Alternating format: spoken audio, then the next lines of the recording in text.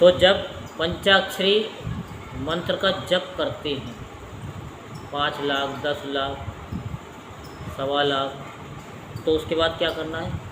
जाप करने के बाद सपत्नी 5 ब्राह्मणों का जो श्रेष्ठ एवं शिव भक्त हैं वर्ण करें।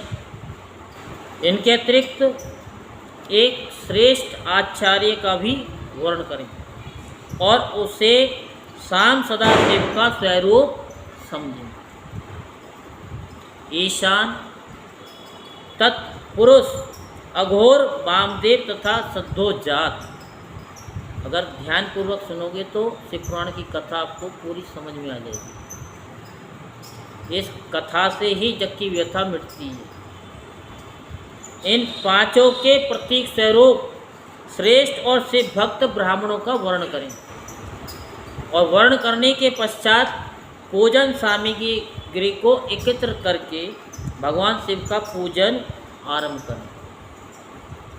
विधि पूर्वक शिव की पूजा संपन्न करके हवन प्रारंभ करें।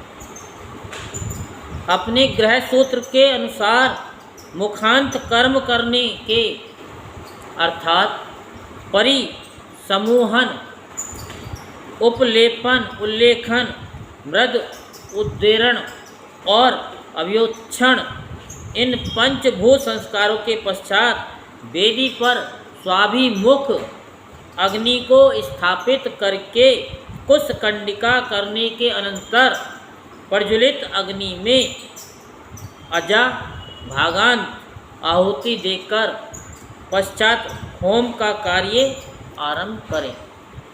कपिला गाय के घी से 11, 101 अथवा 1001 आहुति स्वयं दें, स्वयं ही दें, अथवा विद्वान पुरुष से भक्त ब्राह्मणों से 108 आहुतियाँ दिलाएं।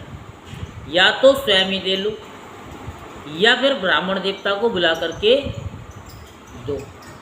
आप क्या करें? रोज एक हवन करना शुरू कर दें। गाय का उपला, कंडा, गोसा, जो भी आप बोलते हो, आप क्या बोलते हो? उपले, उसे गैस पे रखो और बिल्कुल लाल सुरख कर लो। गाय का घी और रोजाना आहुति देनी शुरू कर दो। जब तो आप सारे दिन करते ही हो। सुबह चिमटे से पकड़ो, तवे के ऊपर रखो कंडे की कोर को, और फिर घी और फिर सामग्री। उसमें सामग्री में क्या मिलाएं? गंधक, लोबान, राई, ये तो अवश्य डालें। मिक्स कर लें सामग्री में और फिर उसके बाद क्या करें? फिर अपने हाथ से ही जितनी हमने अभी बताई हैं उसकी 101, 108 या 1001 प्रतिदिन आहुति दो। इतनी भी ना दे सको तो 5 आहुति तो दे ही दो, जिससे कि आप जो भी जाप कर रहे हो 5-5 भी 7-7 भी अगर आप प्रतिदिन करते रहोगे तो पता नहीं कितना बड़ा हवन हो जाएगा। हमने कहते किसी विद्वान को बुलाओ, ब्राह्मण को बुलाओ, फिर खर्च करो। बाकी ब्राह्मण को तो साल में एक बार अपने घर में बुला करके हवन करा देना ही चाहिए। अगर वो भी कैपेसिटी नहीं है तो स्वयं ही हवन करते रहो, तो आपका वो लगेगा। होम कर्म समाप्त होने पर गुरु को दक्षिणा के रूप में एक गाय देना चाहिए। कहाँ से लाओगे? हैं भाई, जो गरीब है कहाँ से लाएगा? कोई बात नहीं, आप मानसिक कि हमने गाय आपको अर्पण कर दी, उसके निमित्त कुछ निकाल करके क्या करा? हरा चारा ला करके गाय को दे दिया, अपने सामने ही अपने आप ही खिला दिया, तो वो दान हो गया गाय का। ईशान आदि के प्रतीक रूप जिन 5 ब्राह्मणों का आपने वर्ण किया गया हो, उनको ईशान आदि के ही स्वरूप समझें तथा आचार्य को शाम सदाशिव का स्वरूप माने, भगवान का रूप माने। इसी भावना के साथ उन सबके चरण धोएं और उनके चरणोदक से अपने मस्तक को सींचें।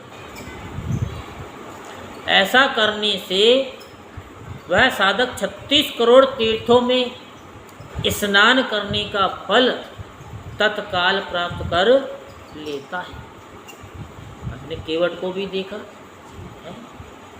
खुद तो उसने चरणोदक किया, अपने परिवार को भी और पूरे गांव वालों को भी चरणोदक बांटा कि मैं तो तर रहा हूँ, अपने परिवार को भी तार रहा हूँ और जिस गांव में मैं रहता हूँ उसको भी तार। तो ये परोपकार करना चाहिए। उन ब्राह्मणों को भक्ति पूर्वक दशांग अन्न दान देना चाहिए। गुरु पत्नी को पराशक्ति मानकर उनका भी पूजन कर। ईशान आदि क्रम से उन सभी ब्राह्मणों का उत्तम अन्न से पूजन करके अपने वैभव विस्तार के अनुसार रुद्राक्ष वस्त्र, बड़ा और पुआ आदि अर्पित करें। तदंतर दिक्पाल आदि को बलि देकर ब्राह्मणों को भरपूर भोजन कराएं। इसके बाद देवेश्वर शिव से प्रार्थना करके अपना जप समाप्त करें।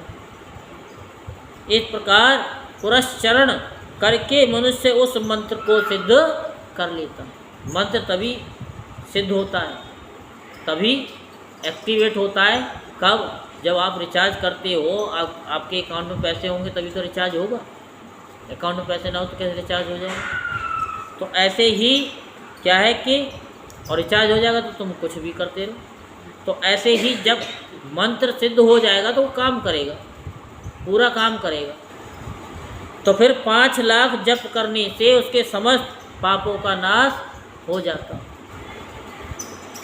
तदंतर पुनः 5 लाख जप करने पर मनुष्य अतल से लेकर सत्य लोक तक के लोकों का ऐश्वर्य प्राप्त कर लेता है। जिस जप की महिमा है, इस जप से क्या नहीं मिलता, सब कुछ मिल जाता है। बस इंसान करना ही तो नहीं चाहता। तो कहता है हमको क्या मिला, अब मिलेगा क्या? पहले तो करके आया और इस जन्म में भी कर रहा है, तो उसको काट तो सही। यदि अनुष्ठान पूर्ण होने के पहले बीच में ही साधक की मृत्यु हो जाए, अब जो कथा सुनते हैं उनको तो पता रहता है, फिर बाद में पूछते हैं कि गुरुजी, पंडित जी, ऐसा हो गया, वैसा हो गया, क्या करें? तो वही कथा मत सुनो, खूब नाच गाओ, उसी में तुमको पता चल जाएगा। कथा सुनना भी जरूरी है। कोई अनुष्ठान लेके बैठा है तो ये तो है नहीं मृत्यु नहीं होगी, कोई भरोसा तो इंसान का नहीं है ना। हमारा ही भरोसा नहीं, हम बोल रहे हैं तो आगे बोल पाए ना बोल पाए। तो अगर कोई अनुष्ठान लेके बैठा है और बीच में ही उसकी मृत्यु हो जाए तो क्या करें? तो वह परलोक में उत्तम भोग भोगने के पश्चात पुनः पृथ्वी पर जन्म लेकर पंचाक्षर मंत्र के जप का अनुष्ठान करता है। मान लो कोई चीज़ इस जन्म में अधूरी रह जाती है तो फिर अगला जन्म मिलता ही मिलता है। यह आपको भरत के उससे ही बताया था कि जिसकी आसक्ति रह जाती है, अब जाप करते करते गए तो क्या होगा? पूरा हुआ नहीं, उसे पूर्ण करने के लिए अगला जन्म मिलेगा, सिचुएशन ऐसी बनेगी, फिर वो अनुष्ठान दोबारा से होगा।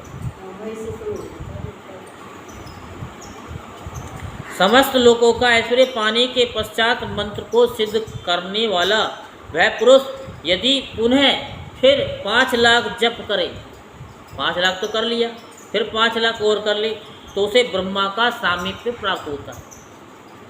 अब जो धनवान होते हैं कैसे होते हैं? ये ऐसे ही तो होते हैं।